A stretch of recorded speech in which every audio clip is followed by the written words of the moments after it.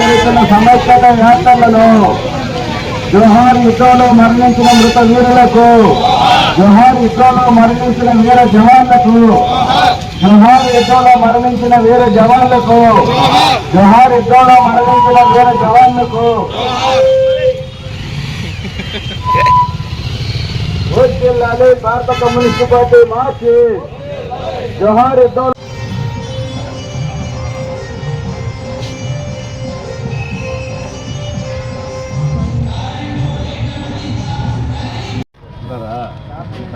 కనుగొని రావాలని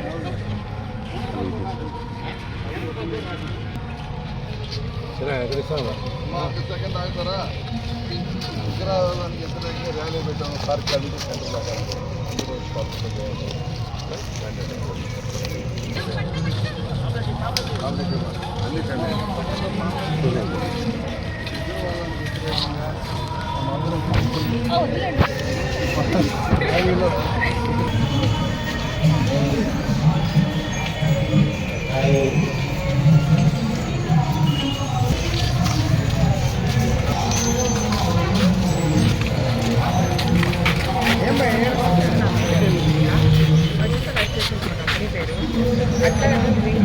చాలా ఉన్నాయి.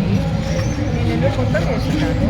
మీకు ఏం కావాలన్నా, అది బిల్డింగ్స్ కావాలన్నా, ఇంకా అపార్ట్మెంట్స్ కావాలన్నా,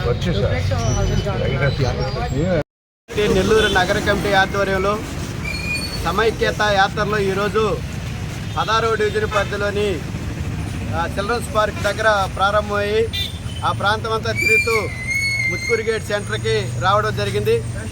ప్రధానంగా గత నెల 22వ తేదీ జమ్మూ కాశ్మీర్లో జరిగినటువంటి ఉగ్రవాద కాల్పులు సిపిఎం పార్టీ ఖండిస్తుంది. అదేవిధంగా పాకిస్తాన్ యుద్ధం అనేటటువంటిది జరిగింది. ఆ పేరుతో తిరంగ యాత్ర ఏదో పాకిస్తాన్ యుద్ధం అనేటటువంటి మనం సాధించామనేటటువంటి పద్ధతుల్లో సామరస్య వాతావరణంలో ముగించడం జరిగింది. మేము ఒకటే అడుగుతున్నాం, ఈరోజు పాకిస్తాన్ యుద్ధంలో ఏం సాధించాం, వాళ్ళ పాకిస్తాన్లో ఉండేటటువంటి ఉగ్రవాద సంస్థల్ని ఏ విధమైనటువంటి పద్ధతుల్లో మనం ధ్వంసం చేసామనేటటువంటిది పార్లమెంటు సమావేశం జరిపి మనం విజయాలేంటి అపజయాలేంటి అనేటటువంటిది మోడీ ప్రభుత్వం చెప్పాలి.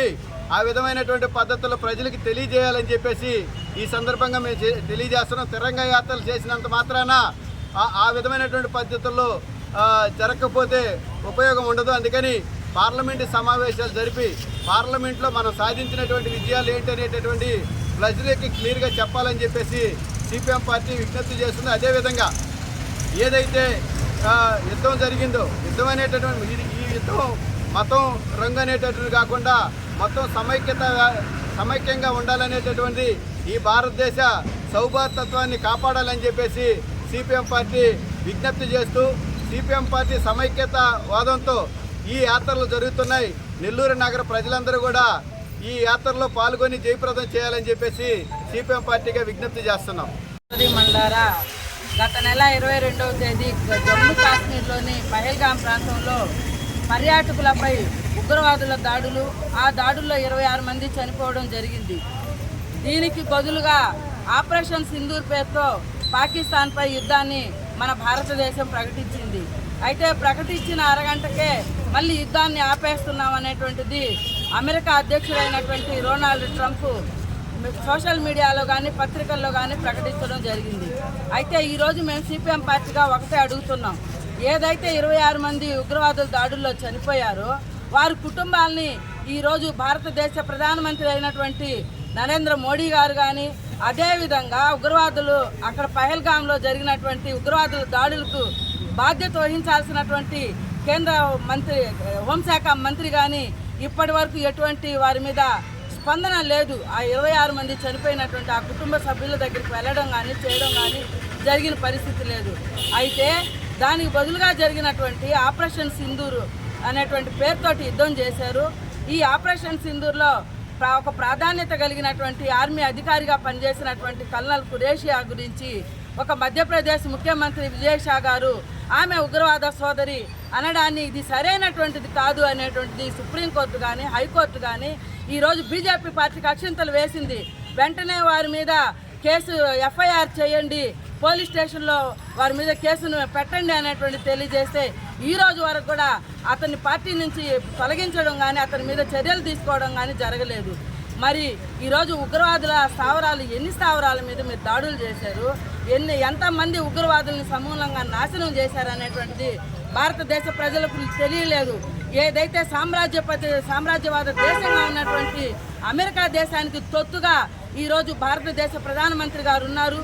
ఇది సరైనటువంటిది కాదు. వెంటనే పార్లమెంట్ సమావేశాలు జరపండి అనేటువంటిది సిపిఎం పార్టీ కోరుతుంది.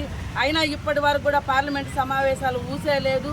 కాబట్టి ఈరోజు దేశ సమైక్యత ఉండాలని, అదేవిధంగా అన్ని జాతులు, మతాలు, కుల మతాలు అన్నీ కూడా సమైక్యంగా ఉండాలని కోరుకునేటువంటి సిపిఎం పార్టీ నగర కమిటీ ఆధ్వర్యంలో నిన్న ఉదయం 10 గంటలకు ఆత్మకూరు బస్టాండు నుండి సమైక్యత యాత్రలు ప్రారంభమై ఈరోజు 16వ డివిజన్కి చేరుకోవడం జరిగింది.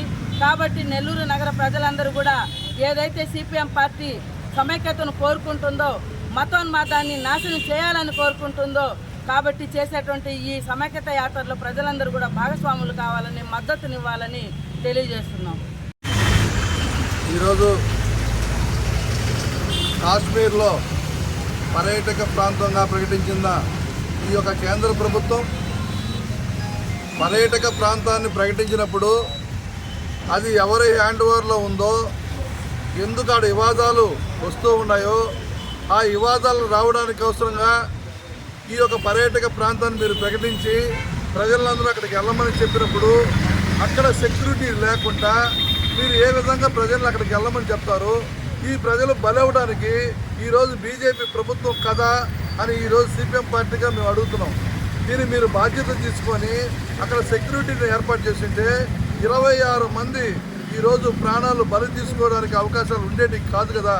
దీనికి కారణం మీరు కదా అని ఈరోజు మేము అడుగుతున్నాం. అందుకని ఆ పర్యాటక ప్రాంతం